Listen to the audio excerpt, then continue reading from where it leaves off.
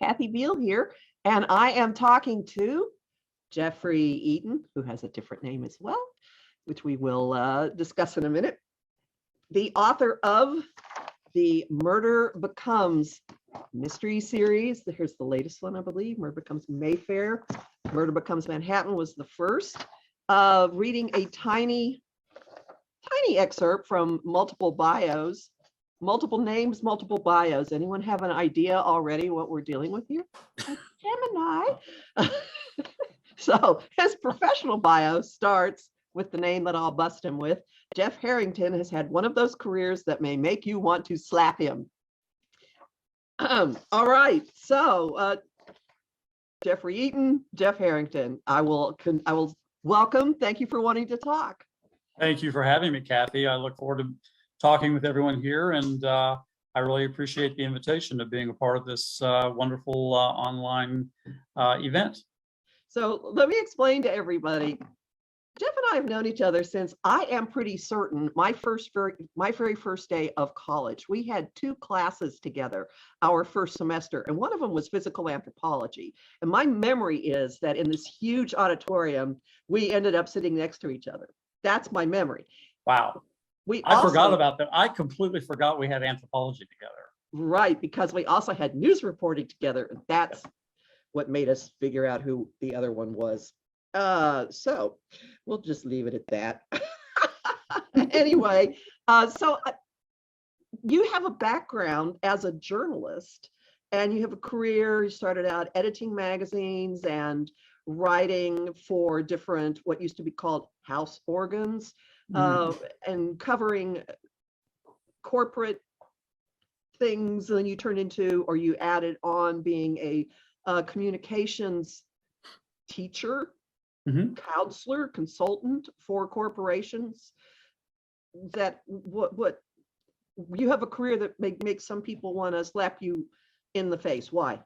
Right. Well, well, for one thing, you're right, and I've had some amazing luck with kind of scoring some amazing jobs early in my career. So right out of graduation, I mean, literally the Monday after we graduated from SMU, I started work as the editor of a business magazine called Southwest Business, which was one of the regional publications for purchasing agents in the United States. I did that for about a year and a half, and then I was picked up as the assistant editor of the SMU Alumni Magazine. I did that for 2 months. The editor then left, and they named me the editor-in-chief. So right there, you know, that's enough to make a lot of people want to slap me, just because I kind of fell into, by amazing happenstance, some great jobs. And then took a job with Diamond Shamrock Oil Company here in Dallas, was picked to be editor of their employee publications. Did that for 2 years. Oil went kerplunk, and I was sitting around in my apartment going, okay, what am I going to do? Because I wasn't real crazy about the idea of going back into corporate work, a full-time job. I was kind of burned by that one. And I had a very good friend who's a professor at Berkeley who called me by coincidence. We were talking, and I told him what had happened, and he said, I said, what are you doing? He says, well, I'm getting ready to go off on a trip around the world for the summer. And, you know, like most friends who have that sort of thing going on, I said, you need somebody to carry your bags. And he said, well, no, not really. He goes, but I'd love for you to come on part of the trip if you could possibly swing it. And it got me thinking that, you know, as an editor at a company, I always had photographers who would contact me saying, hey, I'm going here, I'm going to, you know, Europe, I'm going to New Zealand. Can I take some photographs for you? And my answer was always, photographs mean nothing to me without a story. And so I thought, it's that classic example, you know, of American innovation. I thought, you know, maybe there's a market for somebody traveling outside the United States, writing articles about what GM or AT&T or IBM are doing in these countries. And I just, without realizing it, I hit on a gold mine. And so I did the 3-month trip around the world. I got enough business to break even on the 3-month trip around the world. And I said, that's good enough for me. I'm going to spend the summer traveling around the world. And I did. And then I got back and I was like, you know, I think with like some serious marketing, because I really only put that together. I put that trip together in about 6 weeks maximum. I said, this could be a business. So I proceeded to do that, and I would take one trip every year to Europe and one trip every year to the Far East in Australia. And I did that for 11 years and had assignments in 40 countries plus. Had some amazing experiences as a corporate freelance writer, basically, but focusing specifically on what American companies are doing in the rest of the world. And it was also happenstance and fortuitous on my part that it was at a time when American companies were really starting to globalize a lot. They'd been very North America focused up until kind of about 1980, and this was 1982 when I started. So I did that. I'll skip way ahead. My career evolved since then from being a freelance writer to going ahead and becoming a trainer of corporate writing teams, and then a consultant in corporate communication. And the good news is that come May 31st, my business will mark its 40th anniversary. Nonstop, never ever once looked back, never once had a major dearth in the business. And so that's why I think people probably would love to slap me, because, and it's all because I happen to somewhat luck upon some great ideas that carried me well throughout the years. And so a moral for some people watching this is, to some extent, luck is what you make of it. Like, and Yeah. why not just take chances? And sometimes a crazy thing you think of turns out to be exactly what the world is looking for. Absolutely. And where that applies to this topic today is the number one question I'm asked when I'm doing book readings around the country, or I'm at a book club, what have you, is, you know, how does one start to become a novelist? And I say, you sit down at your computer and you start writing. I mean, yes, you can take classes. Yes, you can go to workshops. Yes, you can read all the books that have been written by the, you know, William Faulkners or the Maya Angelou's of the world about how to be a writer. And that's great. And I would never, ever say that that's like worthless. But the most important thing is you start writing and not worry about whether what you're writing from the beginning is perfect or not. Because the great news is the more you write, the better you get at it. And we learned that in journalism. I mean, I think I remember, I don't know about you, but I remember that if we went a month without really having a meaningful assignment, that next assignment, we'd probably get a B- on or a C+. But when you were having to churn stuff out, and when I went on the staff at the Daily Campus, and we were having to write stuff day after day after day after day, your craft, you honed your craft pretty quickly. And it got better and better as time went on, and you were suddenly doing A work. So that's where that kind of applies to the art of writing books, I think.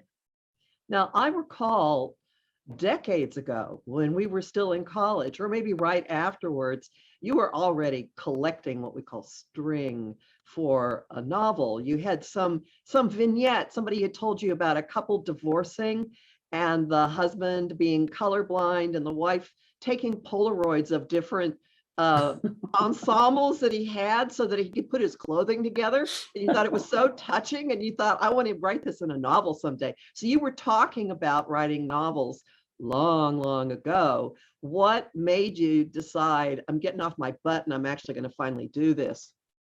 Yeah, well, you know, I actually was doing it a lot longer before that. When I was in first grade, a friend and I wrote a letter to Dr. Seuss offering to help him write his next book. And I had the whole title, I had the whole plot laid out, and we were in first grade. And much to my shock, he said, thanks, I'm good. I don't need any help with that. And the title of this book was? There's a moose on the loose on the Chicken Noose Trail. Now, where a first grader in Kansas came up with the idea of something called the Chicken Noose Trail, which to me sounds very Virginia, West Virginia, I will never know.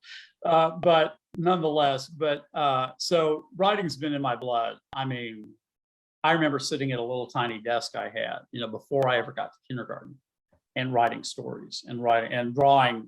Unfortunately, my artistry is far inferior to my writing skills, but I was doing that. So it's in my blood. But you're right. At some point, you have to go, well, if I'm, you know, I think that's it. I always wanted to be a novelist. You know, I grew up reading the best novels ever written in my teenage years in high school and college and all that kind of thing, and after. But so I was 58 maybe 57. I had kind of a period where things were quiet. I was looking out ahead at my calendar. I thought, I'll probably pick up some additional work here, but I'm 57, 58, and I'm looking at a calendar that's got at least 3 or 4 or 5 months kind of open ish. Why not start? If not now, when? So I did. Interestingly enough, I started with Miami. I was starting to write Miami, and everything in my blood said, no, Manhattan, Murder Becomes Manhattan, ta-da, needs to be the first book in the series. And I knew I wanted to do a series. I was intrigued with the architecture of the Art Deco architecture of Miami Beach. So I kind of did research on that. But then I pulled back and I said, no, the first book needs to be Manhattan. So I retrenched and restarted.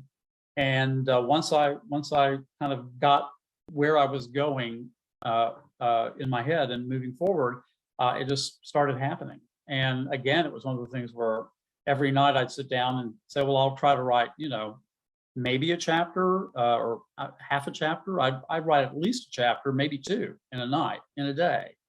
And so it just built and built and built and started to become a thing. So, but I encourage people, anyone who's got the desire to be a novelist, I encourage them to not necessarily feel like I can only do it if I've got 4 months free in the calendar, because then you'll never get it done. I think you do say the 2 things I hear that I agree with. Try to pick a time that works for you. I write better at night. I feel like my work is my work, and I can kind of do that between 8 and 5, which doesn't mean I've never written during the middle of the day. I have a lot, but better for me would be to sit down at 7 o'clock, and by 9:30 or 10, I have written several pages at least. So find a time that works best for you. It might be first thing in the morning for you, or whatever it is. Find that time and then be consistent with that. Make it your novel time. And then try to do something every day, or at least in my case, I'll probably write 5 or 6 days a week. That's something. And so that's kind of my advice there. Mm-hmm. Now I want to actually split this down into really tiny nano parts. All right, we've established you wanted to be a novelist. How did you hit on murder mysteries? Okay, so I don't know that murder was really at first what I was thinking about, but I was totally gaga as an 8-year-old, 9-year-old boy with the Hardy Boys. And that then did move into Agatha Christie when I was 10, 11, 12, 13. So that's when murder started to happen. But, a lot of people ask me, they're like, how can you write about murder? And what my comeback to that is really, my books aren't about murder. They're about using the mind to find and capture a murderer. And I think it's a very different set. I'm in them, by the way, I've now done 10 chapters of the 4th book, which is going to be in Macau. And of those 4, you don't even experience the murder in 2 of them. And then you do in 1, Miami, and it's kind of grisly. But Miami, you got it's a grisly city. You got to make it a grisly murder, right?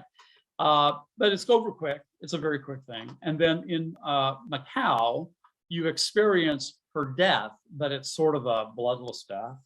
She basically dies from poison. So it's not really about murder so much as the murder has happened, or it happens and it happens very quickly. Now, how do we assemble the clues? How do we avoid the red herrings, which are always in the books, of course? And my detective, Dalton Lee, who is an architect by trade, world-renowned architect, uses his skills of observation that he's developed as an architect to look at things, see things in certain ways, particularly buildings and structures and fences and gates and parapets and all that kind of stuff, to figure out who the murderer is. So they can capture that person, A, but then in capturing them, kind of put them under inquisition to find out what kind of terrorist plot the group that murderer invariably belongs to has up their sleeve. So it's more about use of the brain, I think, and being smart and figuring things out, reading between the lines, that sort of thing. Which reminds me, kind of backs into it, you are a tremendous fan of puzzles. So essentially you're crafting a gigantic multi-layered puzzle here. Exactly. And in at least 2 or 3 of the books, Dalton is working on an acrostic. At some point, I've constructed puzzles for the New York Times that have been published, but I decided New York crossword puzzles were maybe a little too pat. So I wanted to come up with something else. And I've kind of gotten into, in the last several years, I've started enjoying acrostics, and particularly those that are in the New York Times Magazine on Sunday. And I thought that might be a little more fun for Dalton to play with. So he's doing puzzles, and the books themselves are puzzles. So you're absolutely right. And a couple of asides here. First off, you've had a crossword puzzle or 3 published in the New York Times. Is that correct? Correct. Yes. Yeah. And we together as a team Yes. competed in a New York Times crossword puzzle solving contest for which I flew from Houston to Dallas. It was an Yes. anti-Super Bowl Sunday event, and we finished it in, I do believe, 9 minutes. Yeah. And someone And I was 3 steps behind the person who got their answer in first, which really, first of all, I can't believe they didn't have a prize for second place. How dare they? And then third, I can't believe I didn't trip him as he was on his way up to deliver. And I can't believe I wasn't faster. I apologize profusely. Well, I just think it's hysterical. 9 minutes coming in second, working this puzzle, right. and somebody beat us. Like, wow. Right. Yeah. Okay. So that's, I just had to, throw that in. And You know, also, before you go on, I'm going to mention one more thing about that. And that is that one of the things I loved about that, as I'm sure you will recall, was back when we still had bookstores. It was at a Borders bookstore where we did that. And all of the major answers in the puzzle used the word border in them. So border patrol, on the border, run for the border, those kinds of things. And that's the kind of wordplay that I try to put into the books as well.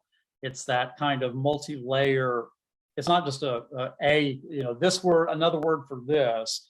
There's a whole multi-level layer of wording and wordplay and all that going on in the books as well. So, and you, for the release of the first book, Murder Becomes Manhattan, you constructed a fairly elaborate puzzle contest, as I recall.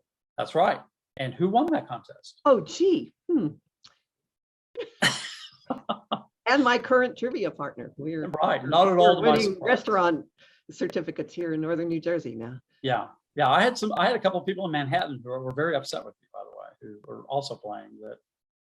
Couldn't believe that you knew Manhattan better than they did when they lived there. So fools. Whoops. Anyway, going back to your book, let's talk about how you created Dalton Lee. I have no idea. But did he just appear to you? Madeline Langle said, yeah, you know, it's one of those situations where, you know, because people ask about the writing process, and all I can tell them is, you know, I sit down and it's just like it's like my mind becomes a portal and a movie starts playing and I see the people and I hear their dialogue and I see the room around them. Sometimes I have to do a little squint of the mind's eye to try to capture some more detail, but usually not even that so much. And so I'm really almost like recording, you know, as fast as I can, what's the real that's playing out in front of my mind. And Dalton, it actually would be very interesting to have a psychiatrist like lay me on a couch and go, let's talk about your life, and then figure out who Dalton really is and where Dalton actually came from. I have no background in architecture. I love architecture. I became quite enamored of it traveling around the world with my freelance writing business. And that was maybe his being an architect did come about from, I had to come up with a device.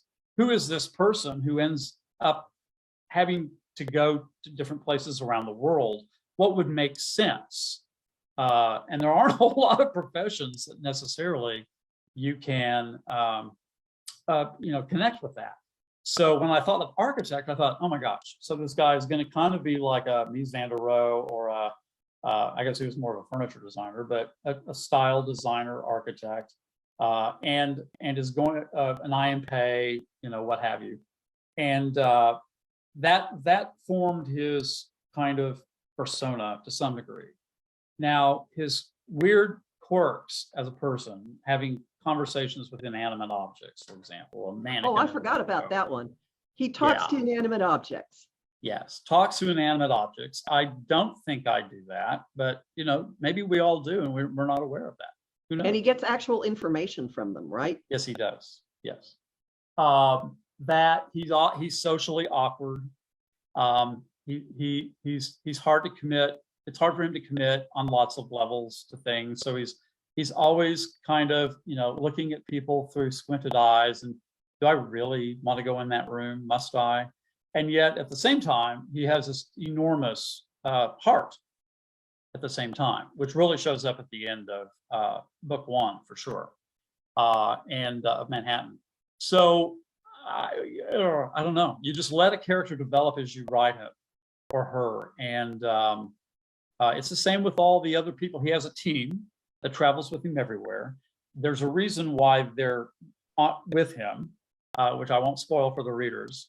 Yes, they're all architects in a way, or they work for the architecture firm, but there's another layer there, as you well know, of why they're traveling with him on these kind of surreptitious trips to where a murder has happened and try to figure out who the murderer is. And they're all characters of their own as well. And then there's others, like every time they go into a city, they are interacting with a local police person of some sort. And probably one of the favorite characters I have ever written is the woman CJ, who is with Scotland Yard in The Murder Becomes Mayfair. But that's what you already held that one up. We don't need to hold that one up again. CJ, as I mentioned in the first description of her, comes into the room like a Romanian wrestler approaching the mat. And so she has a bowl haircut. And she, you know, as someone not far from me right now said, that it would have to be in the movie, it would have to be portrayed by Elsa Lancaster. It'd be that kind. If she's that kind of, you know, character for whatever. And I would, in writing the book, I'd get into these sections with CJ, working with, interacting with Dalton, or just conducting an investigation, and I would just burst into tears laughing over her and where she came from. I have no idea. So it's the joy, the mystery of writing, is that you see people in your mind's eye, and if you allow yourself to be open and let them talk and let them come into the room dressed the way they are, and you just describe it without any judgment attached and without judging what you're seeing or hearing, then you're going to create some really fascinating characters. Why specifically? Dalton Lee has his signature food and signature call liquor. How did this come about? Well, that's where there is a little bit of me in the character, I guess. I've always, you know, as a kid, it was always that, you know, grilled cheese sandwich with, you know, 2 dill pickles or the little patty types, not the pickle, but the round hamburger patty. And I thought it would be fun, again, for him to have. To me, that's about building character in depth.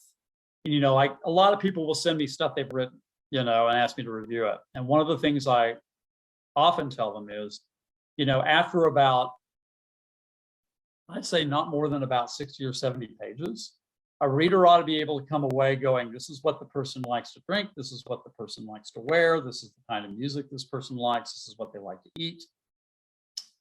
Try not to do it in a way that's too heavy-handed. But grilled cheese just seemed to be, you know, I can remember even my mother would sometimes make a grilled cheese sandwich and she'd use a different cheese than, you know, like American or whatever. And I'd be appalled. It'd be like, you know, I'd actually like take it up to her and go, this isn't your normal. So that is Dalton for sure, as you well know. It's very likely for Dalton to go marching into the kitchen at a restaurant and push the chef aside and go, no, no, no, no, no, no. you're not doing this right, as he does in Mayfair, I believe it is. So that's definitely me. Buffalo Trace bourbon, I'm a bourbon drinker in the winter. Although I have kind of, sometimes I've like slid over to rye. And I did a little bit of research on what were some interesting boutique bourbons, and Buffalo Trace, I'd never heard of it. And it's one of those things, I kid you not, I'd never heard of it, made it his bourbon, and then like suddenly every restaurant we were going into, bourbon was Buffalo Trace would be on the menu. It was remarkable, although you know how it is with us, and there are no coincidences. We collect but yeah, it really, I'd never heard of it before I picked it. Said, well, this sounds kind of interesting, why not? So, and then now it's everywhere. Yeah, all right. And Dalton also has a certain vehicle that's very special that gets carried around. Yep. Yeah, he's got, it's like a Vespa, only again, that is a piece of advice I have for anyone writing. And that is, you know, you're gonna have, when it comes to building characters or describing places, there will be certain things that come to mind immediately. So I wanted him to have a scooter. The first one that came to mind was Vespa. And I said, nope, I'm not going to go with the obvious. So I did a little research and I fell in love with yet another Italian scooter from the 1950s called a Micoletta, M-A-I-C-O-L-E-T-T-A. Dalton does not have it with him yet in Macau. I haven't quite decided whether we need to have a conversation about that. And I need to have him explain to the team why the Micoletta is not there. Although Hong Kong would be a perfect place to have it. It's, you know, dense as can be, and Macau and all of that little area. Yeah, so he drives a 1950s style Italian vintage, outstanding turquoise blue with a red seat, I believe, Micoletta that he will ship to whatever exotic locale they are trying to solve a murder, because he really likes to drive his Micoletta. That explains a few things. I am wondering, do you actually chart out your plot? Do you chart out the story arc, or do you let it reveal itself to you? That's an outstanding question on several levels. The quick answer is both. It's born from the fact I was probably about 7 or 8 chapters into Manhattan when I suddenly realized I had dropped a whole lot of details, a couple of red herrings into the book, and suddenly went, oh my God, I've got to like somehow pull this all together, and I can't even remember what I've written so far. So that taught me of the lesson of you've really got to have some kind of outline, something, you know, to make sure your book doesn't get laughed at by readers going, you said that she was a brunette in chapter 3, but then in chapter 9, you said she was bald. So you want to avoid those inconsistencies, incongruities for sure. So I backtracked with Manhattan, sat down, kind of plotted it out more. And then with Miami, that was the first thing I did. And actually now I do it with every book. First thing I do is sit down. And what that also enables me to do, it's not just outlining the plot. What outlining the book also enables me to do is make sure there's interesting balance within the book from start to finish, meaning long chapter, very short chapter, medium chapter, very short chapter, longer chapter. That you make sure that the book doesn't seem pedantic from chapter to chapter to chapter to chapter, that every chapter ends up being somewhere between 7 and 9 pages long. There's variety there. It enables me to have variety of locations. So a chapter in the hotel, a chapter out, you know, a chapter in Dalton's head. You're able to also bring layers of interest to the book that way, and outlining before you ever start writing helps me do that. And then there's also the making sure that, okay, I lay out something in chapter 7, we'll say. You don't want to wait until chapter 29 to come back to that. It's too long a gap. What that gap is, entirely up to you, but I like to say, okay, I need to come back to that somewhere around 13, 14, 15. And then if there's going to be a third circle back, okay, that needs to be kind of 20, 22, 23, somewhere in there. And so all of that gets accomplished by doing an outline from the very front. Now, the other thing you said was, or do you let it unfold? I have started chapters thinking this is where I'm going to take it. And they've gone somewhere utterly different by the time I was over, and always for the better. There's a chapter I read in almost every one of my book clubs now, book club appearances, because it gets so much response. And it's Dalton asking a taxi driver to take him to go look at a house in Miami.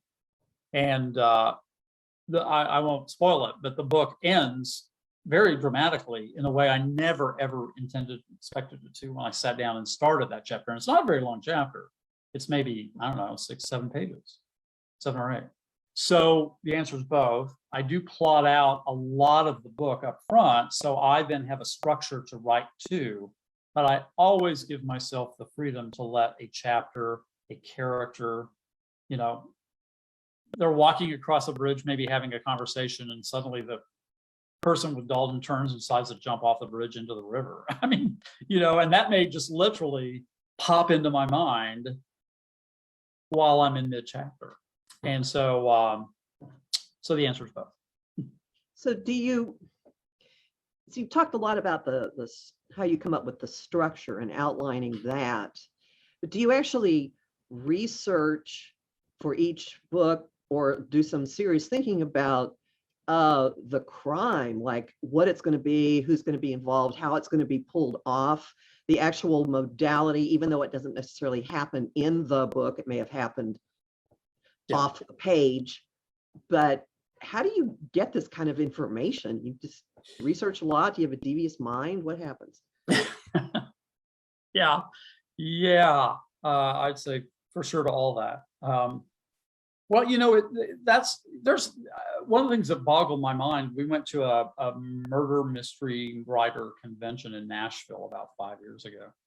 And there's like entire seminars devoted to things like different knives and how they'll go into people's bodies, or different poisons and how long it takes for them to activate within the system. And I was sort of like, really? You're kidding me, my God. And I totally get, I mean, I would like to be as accurate as I possibly can, you know, with my writing.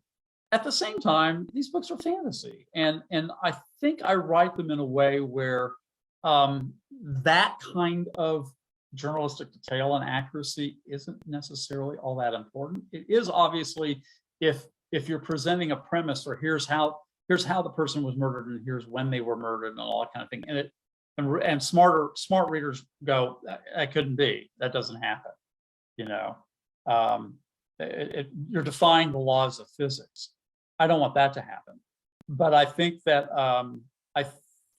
because the books have sort of the fun fantasy aspect to them, that gives me the freedom to have a little bit of literary license to make those kind of details maybe not quite so, you know, on target 100%. I want them to be 90 to 95%, and I do research for sure.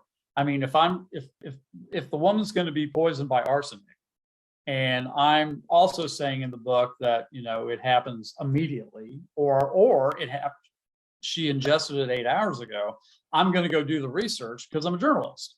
And I bring a lot of journalistic research into all the books, particularly when it comes to the locations, more of that than anything else.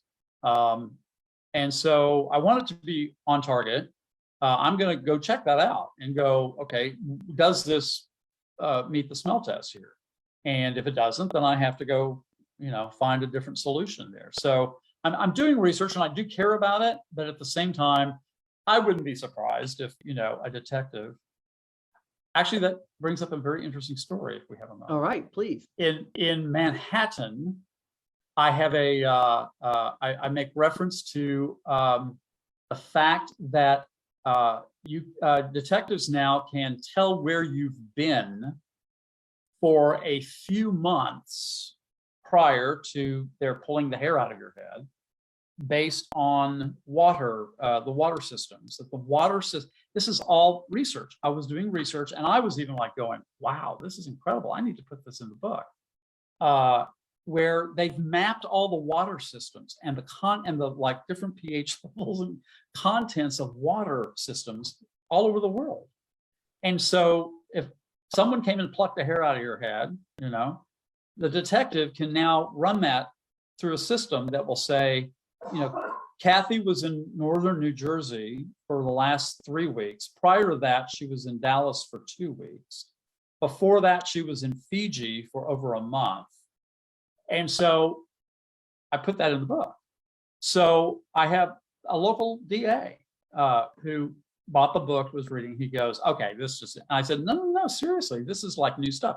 So I sent him a link to the article from England, because England was where they kind of initiated the whole thing. And he wrote me back. He goes, "You do not have any idea how much easier you have just made my job. This is incredible. This is remarkable." And he was thrilled and delighted. So, so there's a good story about research is very important to me because of our journalistic training. I want the books to be very, very, very, very, very, very, very accurate. I hire, I use goodwill. I give a free book to editors for different parts of each book. You, of course, have been one of those. The sections devoted to Delfina Delgado, a fraud psychic.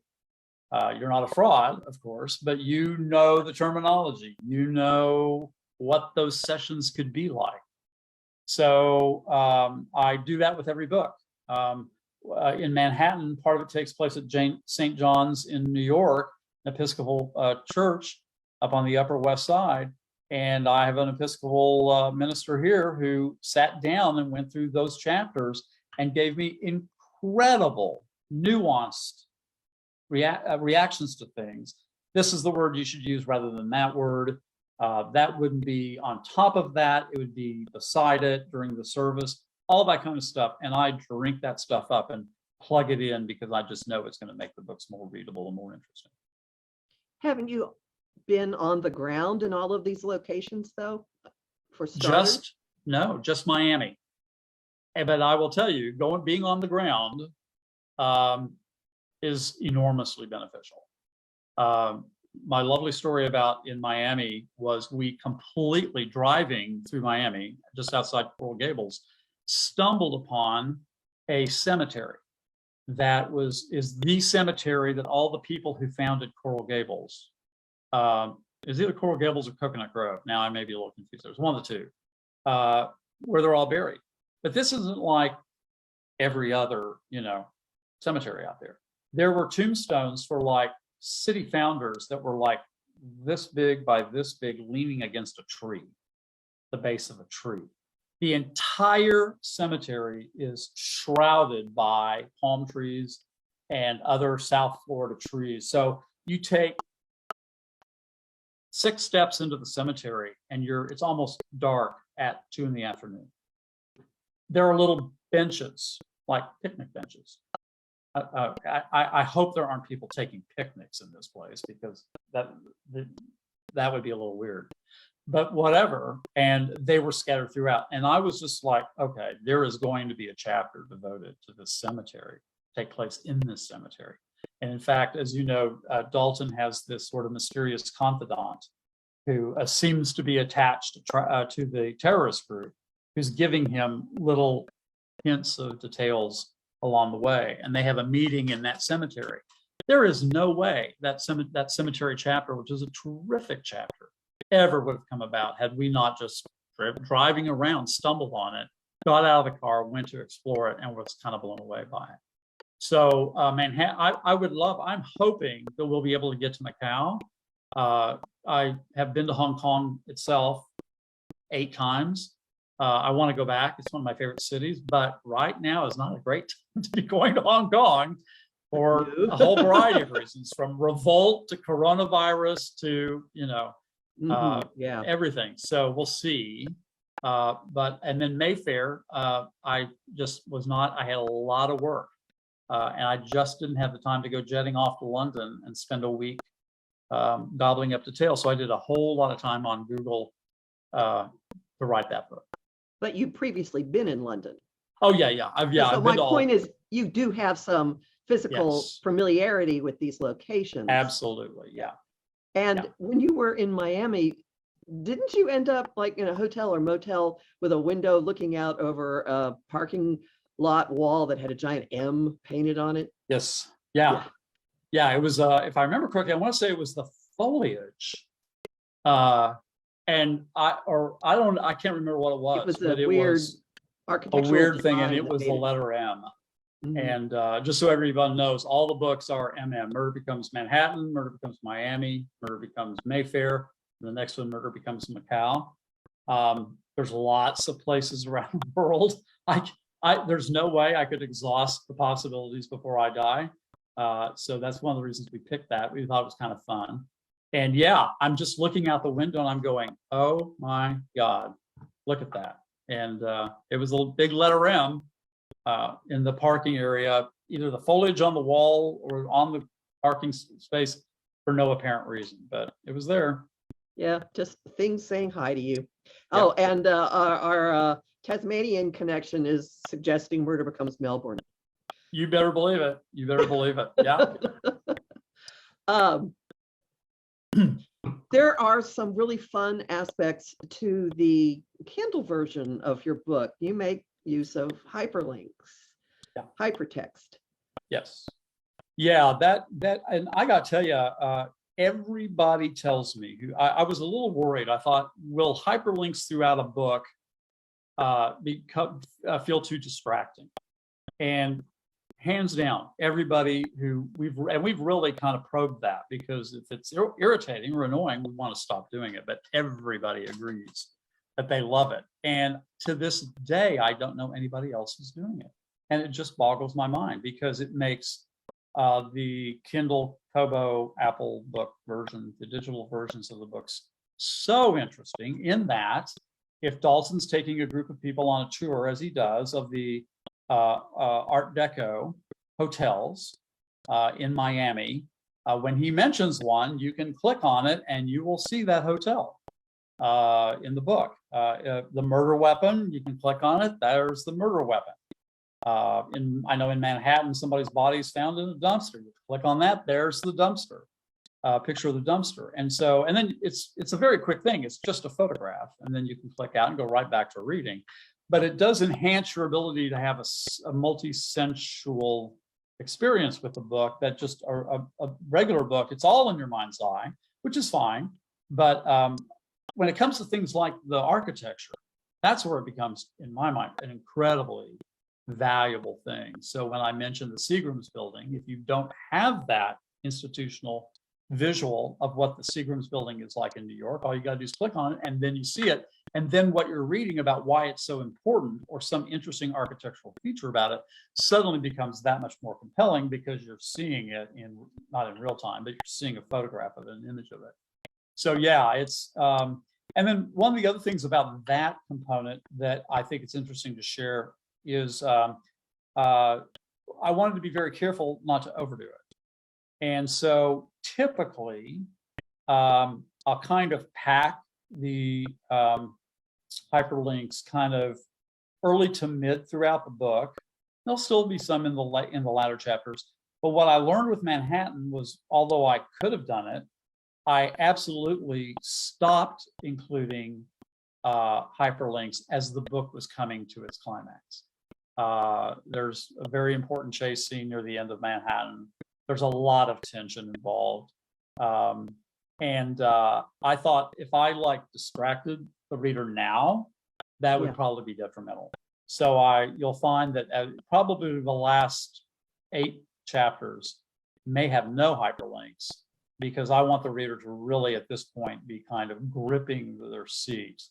And I don't want something to distract them from that. We haven't talked about how you selected your pseudonym. This isn't a usual story at all. Not that there is for a pseudonym. I guess everybody has a very distinctive way they go about it, but there's some really cool stuff in Jeffrey Eaton's Genesis story. What's his Right, origin? there is. Yeah, three reasons why. Number one is that Eaton is a lot shorter than my real name, Harrington. So getting, Eaton here on the cover of the book is a lot easier than if it were Harrington. It would be out here probably. So that's one reason. We thought it condense everything, make it cleaner, tighter, what have you. Secondly, I'm only blanking on one of them, but the most important one, of course, the one I know you're referring to. Oh, the It's a second one family is, name, isn't it? if I want privacy, if I want some privacy, if I want to go off and write like more serious literature at some point, then I can use my real name or another pseudonym, and there won't be a connection. But the real, as you say, the really fun reason is that my father was a dancer in the vaudeville circuit, and then also in motion pictures. He was in the movie that Lucille Ball and Desi Arnaz met in. And my mother actually would sit on the side of the set and chat up with Lucille Ball back then. They were both redheads, so they hit it off immediately. And apparently somebody told me that the movie is mentioned in the movie Being the Ricardos, that there's a mention of it within that movie. But anyway, and my father's dance name was Jerry Eaton, is what he went by. So it's a bit of an homage to my father. I thought, if I'm going to pick a pseudonym, why not pick the same one he used? I kind of just like the name Jeffrey Eaton. It sounds very literary. Excellent, excellent. All right, so you're working on your fourth one.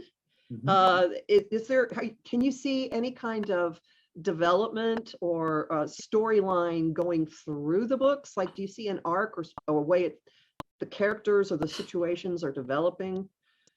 Yeah, there's there's kind of several ways, but Dalton in particular has a very he has something that starts in Mayfair, and it's just sort of it's brought up.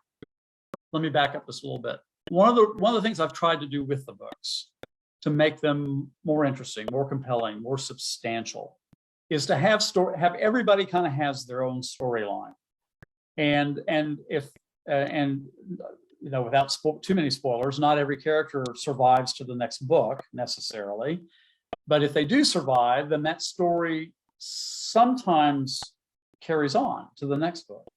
Not always. Sometimes a storyline is within a book, but the characters will continue, and some storylines of a character will continue. And so Dalton has something that starts to happen in Mayfair, and it becomes a big dang deal in Macau, and it involves. I'm trying to figure out a way I can say it without giving anything away, but he starts to feel very, very vulnerable in a way he has not felt prior.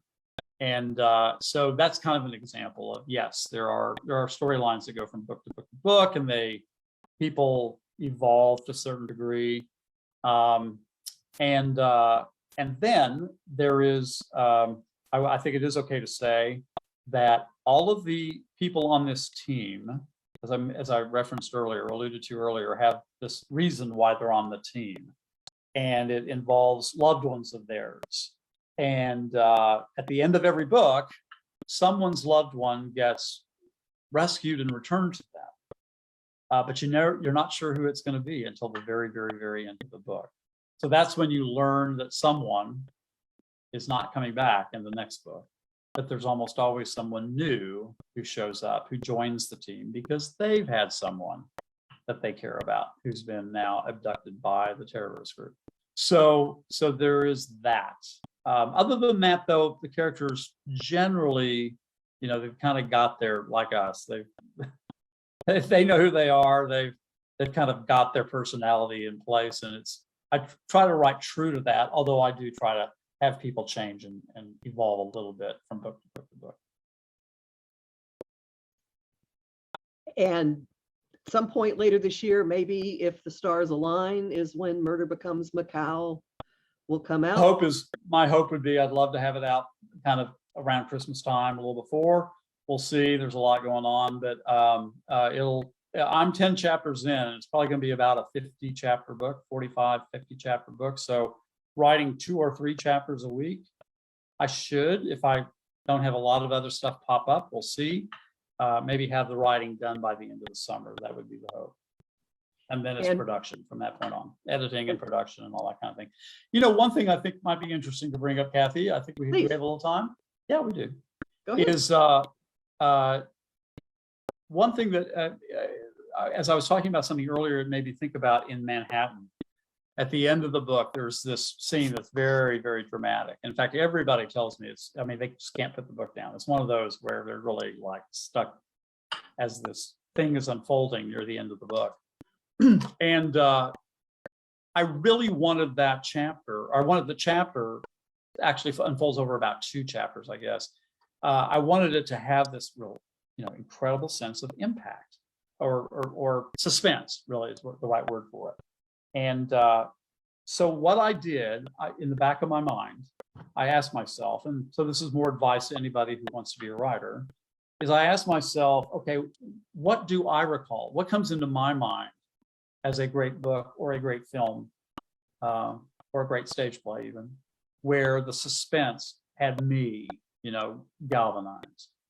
And for me, it's the scene at the end of The Man Who Knows Too Much. Yeah, Hitchcock thriller with Doris Day and Jimmy Stewart.